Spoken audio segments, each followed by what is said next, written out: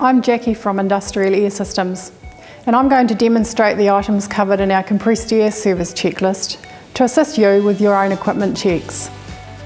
This is very important for business owners or maintenance engineers, as it will build a history of machine behaviour which could help detect major machine breakdown well in advance and avoid costly downtime to your factory.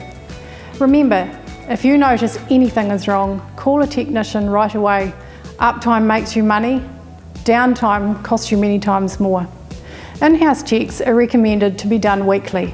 So firstly, it's important to make sure your area is safe. Make sure your compressor has been turned off for 4 to 5 minutes before touching any internal surfaces to allow time for these to cool down.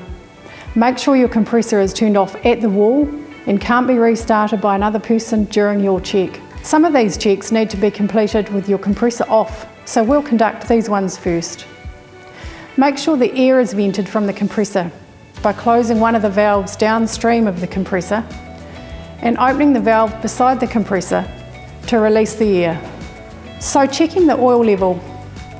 On most compressors, this needs to be checked when the compressor is off, because the oil level in the sight glass drops right down to the bottom while the compressor is running.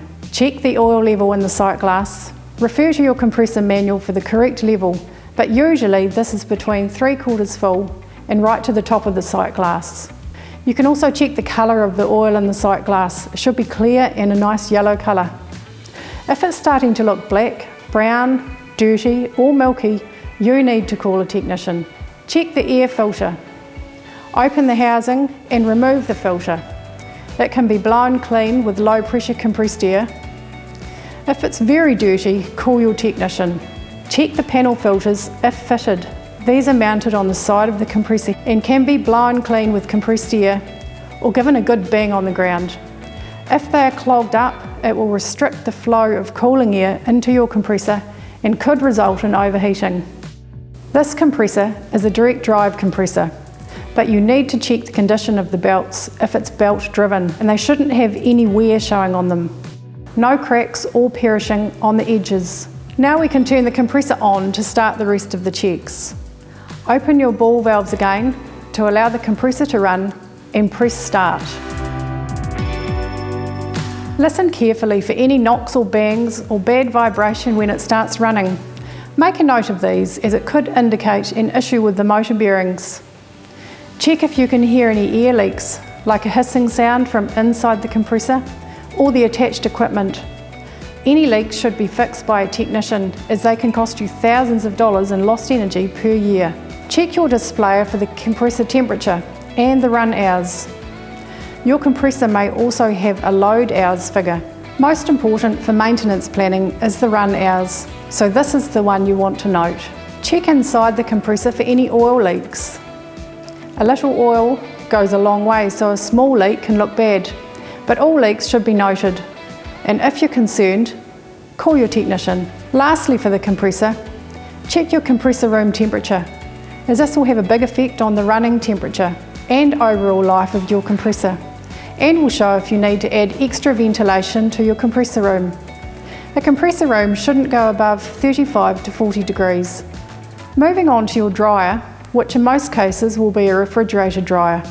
This cools the air like a fridge to remove the moisture. You need to check the dew point on the gauge. Some dryers have a number in degrees Celsius, and this should be around 3 degrees. Others have a simple green or red colour gauge. Make sure it's in the green. A high dew point or temperature could indicate a clogged condenser or a crack in the pipes where the refrigerant could have leaked out. Call your technician if you are concerned. The biggest thing with dryers is make sure it's turned on and left on all the time. So many times customers have issues with water in their air lines and find that someone has helpfully turned the dryer off.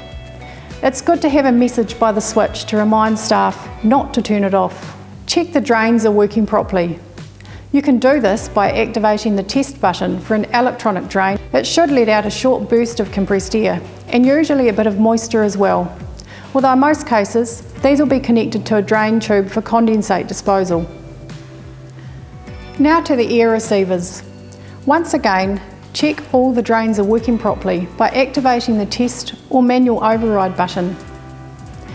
Visually check the pressure gauge. Make sure it is securely fastened and there are no cracks in the glass. Test the safety valve, listen for air leaks, or spray test it with soapy water to make sure it's not leaking. Lastly, to check your inline filtration. Once again, check the drains are working properly by activating the test or manual override button. Check the saturation level on the pressure gauge if there is one fitted. Check it isn't loose or broken. That completes your weekly checklist. Note all your findings in your free downloadable booklet or call us on 0800 555 018 for personal assistance.